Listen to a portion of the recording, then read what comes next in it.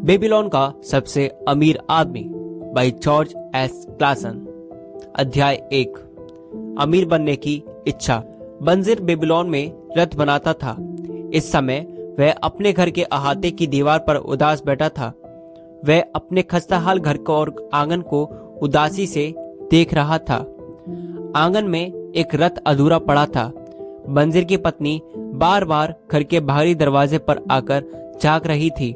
अपनी पत्नी के देखने के अंदाज से वह समझ गया था कि घर में खाने को कुछ नहीं है और उसे जल्दी से जल्दी रथ पूरा कर लेना चाहिए। वह जानता था कि इस समय उसे हाथ पर हाथ धरकर बैठने के बजाय हथौड़ा चलाना चाहिए, कुल्हाड़ी से काट छाट करनी चाहिए, पॉलिश और पेंट करना चाहिए, पहियों के रिम पर चमड़ा चढ़ाना चाहिए और रथ को ग्राहक तक पहुंचाना चाहिए ताकि उसे अमीर ग्राहक से पैसे मिल सके। बहरहाल सुगठित और मांसल देव वाला बंजीर दीवार पर अलसाए अंदाज में बैठा रहा। उसका दिमाग बहुत मंद गति से काम कर रहा था। कुछ समय से उसके मन में एक ऐसी उलझन थी जिससे उसे जवाब नहीं मिल पा रहा था। यूफ्रेटस नदी के इस घाटी में सूरज आमतौर पर शोले बरसता था। आज भी यह निर्ममता से शोले बरस रहा था।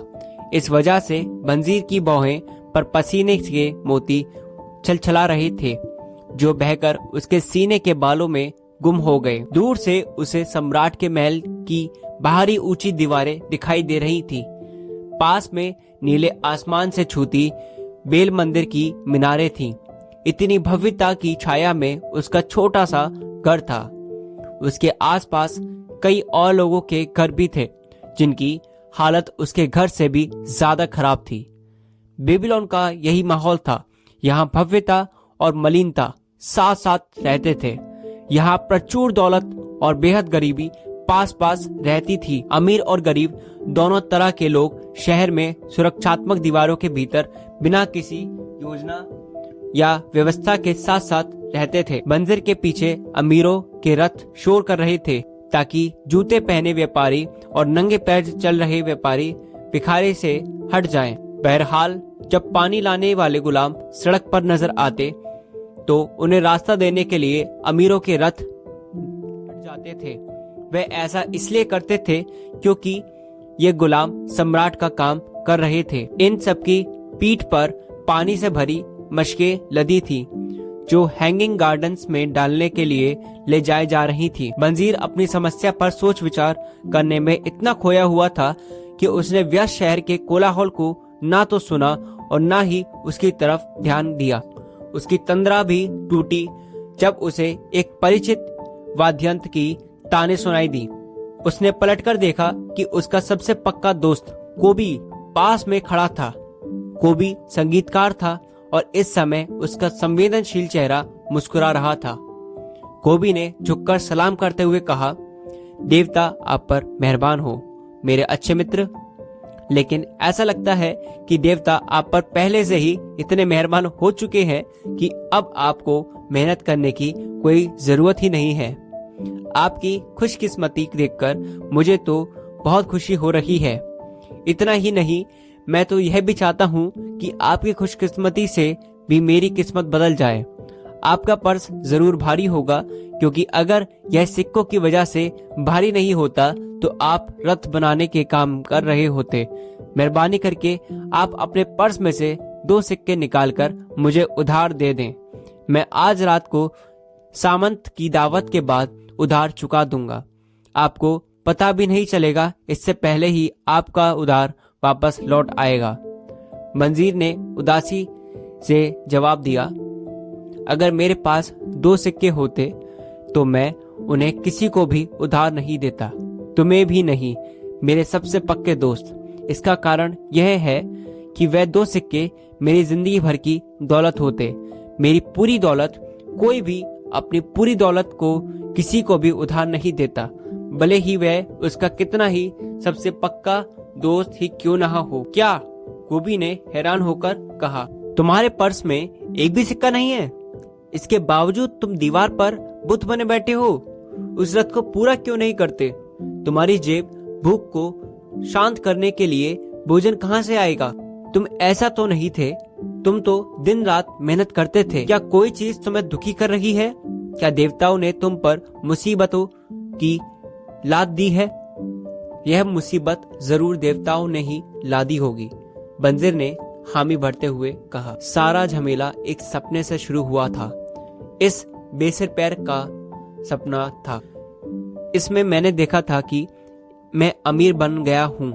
मेरे बेल्ट से खनखनाते सिक्कों से भरा पर्स लटक रहा था और मैं भिखारियों की तरफ लापरवाही से सिक्के उछालता जा रहा था। मैं चांदी के सिक्कों में से अपनी पत्नी के लिए वस्त्र और अपने लिए मनचाही चीजें खरीद रहा था। मेरे पास सोने के सिक्के भी थे, इसलिए मैं भविष्य को लेकर आश्वस्त था और मुझे चांदी के सिक्के खर्च करने में कोई डर नहीं लग रहा था। मैं बहुत ही संतुष्ट और सुखी महसूस कर रहा था। मुझे देखकर तुम यह नहीं कह सकते थे कि तुम्हारा वही मेहनती मित्र हूँ। तुम मेरी पत्नी को भी देखकर यह नहीं पहचान सकते थे तुम्हारी, क्योंकि उसके खुशी से चमकते चेहरे पर झुर्रियों का नाम निशान नहीं था। वह एक बार फिर से उतनी ही सुंदर और खुश मिजाज लग रही थी जितना हमारी शादी के समय लगती थी। कोबी ने कहा, सचमुच बहुत बढ़िया सपना था, परंतु इतने अच्छे सपने की वजह से तुम दुखी होकर दीवार पर क्यों बैठे हो? क्योंकि जागने पर मैंने तो देखा कि मेरा पर्स खाली था। मेरे अंदर विद्रोह की भावना सुलगने लगी।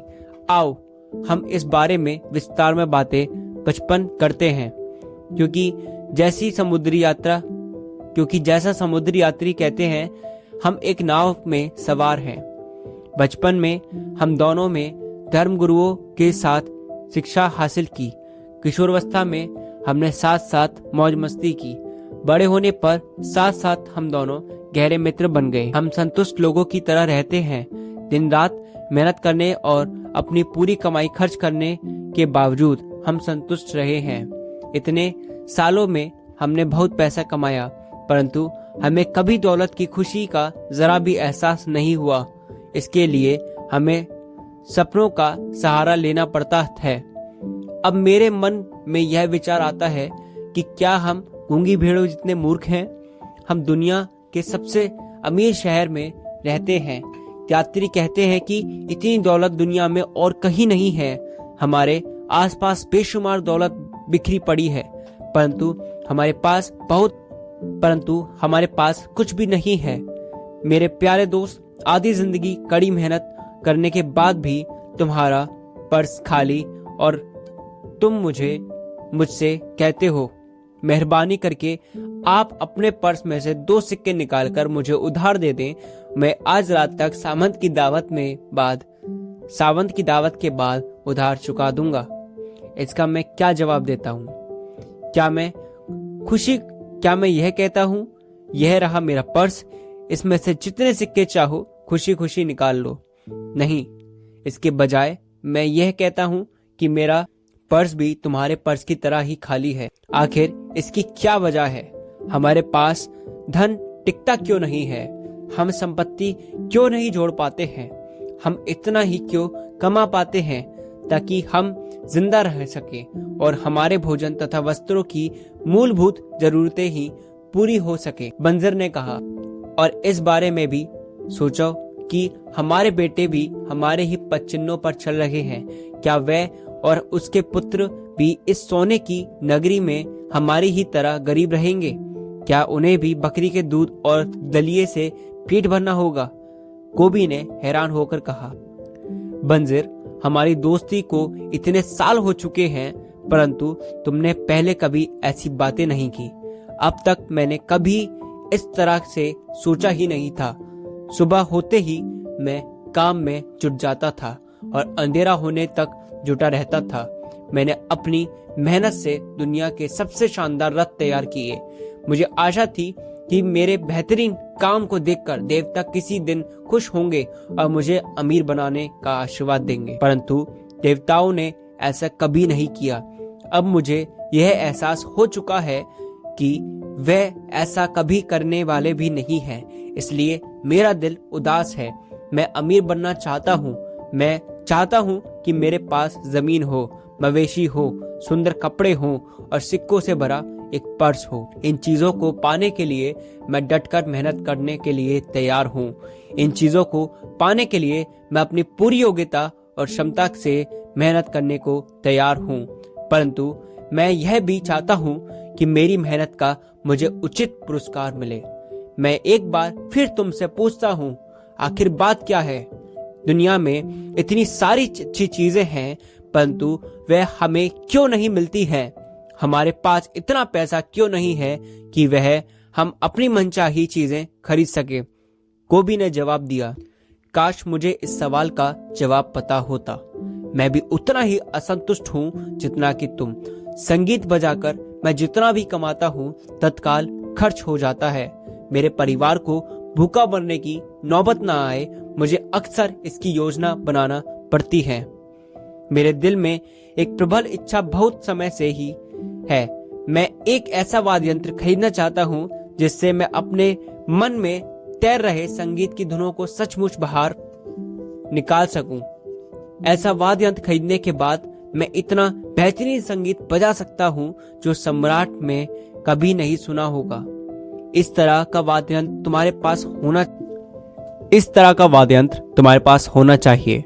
बेबीलोन में तुमसे ज्यादा मधुर संगीत कोई नहीं बजा सकता।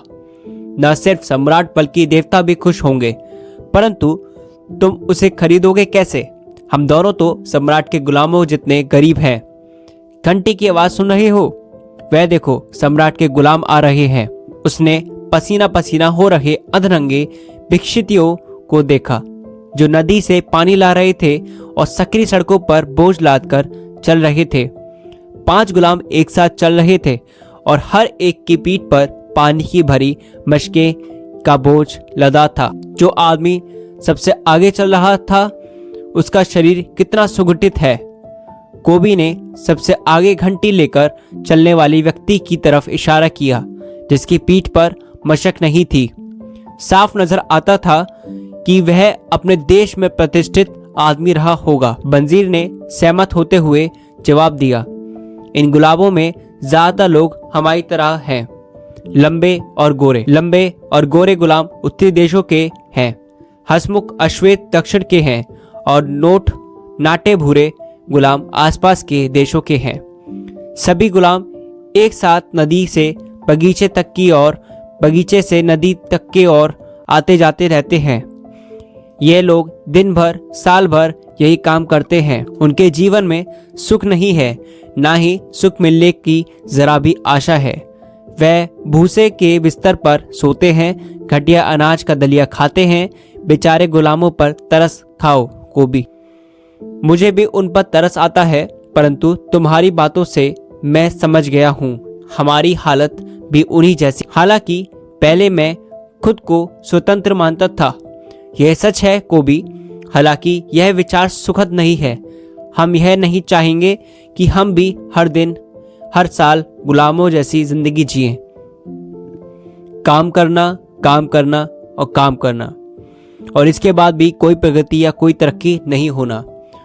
कोबी ने पूछा, हम यह पता नहीं लगा सकते कि अमीर लोग अमीर कैसे बनते हैं? इसके बाद शायद हम भी उसी तरीके पर चलकर अमीर बन सकते हैं। अगर कोई व्यक्ति दौलत का रहस्य जानता है और वह हमें बता दे तो शायद हम भी उस रहस्य को सीख सकते हैं। बंजीर ने सोचते हुए जवाब दिया। कोबी ने सुझाव दिया, आज ही मुझे अपना पुराना मित्र अरकाद दिखाई दिया। वह अपने सुनहरे रथ पर सवार था। उसने मुझे देखकर अनदेखा नहीं किया जिस तरह बाकी अमीर लोग करते हैं। इसके बजाय उसने अपना हाथ मेरी तरफ हिलाया ताकि सब लोग यह देख लें कि वह संगीतकार कोबी को मुस्कुराकर अभिनंदन कर रहा है। बंजर ने कहा, लोग कहते हैं कि अरकाद बेबीलोन का सबसे अमीर आदमी है। कोबी ने जवाब दिया, इतना अमीर कि सम्राट भी खजाने के लिए समय समय पर उसकी मदद लेता रहता है। बंजर बीच में बोल पड़ा, इतने अमीर? अगर वह मुझे कहीं रात के अंधेरे में मिल जाए तो मुझे डर है कि मेरा हाथ उनके मोटे पर्स पर चला जाएगा। कोबी ने झिझकते हुए कहा, बकवास। इंसान की दौलत उसके पर्स में नहीं होती। अगर पर्स में लगातार धन न आए तो मोटे से मोटा पर्स भी जल्दी से जल्दी खाली हो जाएगा। अरकाद की आमदनी इतनी ज्यादा है कि वह कितना ही दिल खोलकर खर्च करे, उसका पर्स हमेशा भरा रहता है। आमदनी ही तो सबसे बड़ी बात है, बंजिर बोला। मैं चाहता हूँ कि मेरे पर्स में भी आमदनी आती रहे, भले ही मैं दीवार पर बैठा रहूं या पूरे देश की यात्रा करने चला जाऊं। अरकाद को मालूम होगा कि आमदनी कैसे बढ़ाई जा सकती है। क्या तुम्हें लगता है कि वह मेरे जैसे मंदबुद्धि व्यक्ति को यह बात स्पष्टता से समझा सकता है? कोबी ने कहा, मैंने सुना है कि उसने अपने पुत्र नोमाजीर को यह ज्ञान दिया था।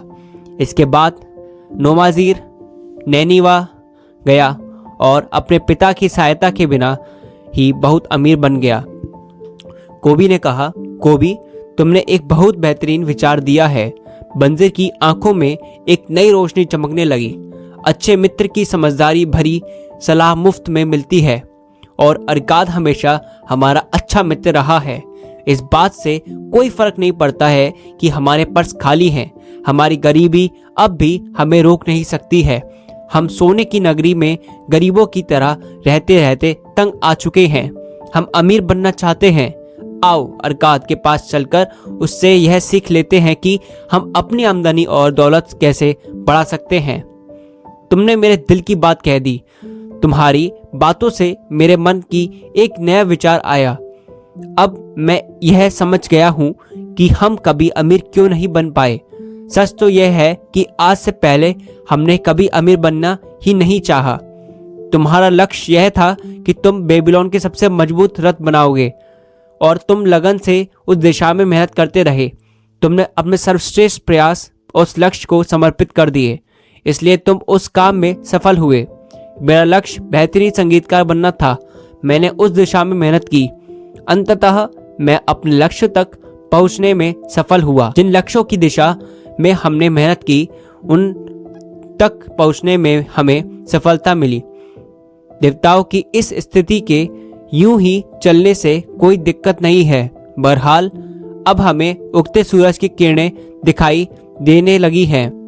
यह हमें आमंत्रित कर रही हैं कि हम अमीर बनने का तरीका सीखें। अगर हम अमीर बनने का तरीका सीख लेंगे तो हमारी सारी इच्छाएं चुटकी बजाते ही पूरी हो जाएंगी। बंजिर ने आग्रह किया, हम आज ही अरकाद के पास चलते हैं। इसके अलावा हम अपने बचपन के उन दोस्तों को भी ले चलेंगे जिनका हाल भी हमारी तरह है। मैं चाहता हूं कि वह भी अरकाद के ज्ञान का लाभ उठाएं।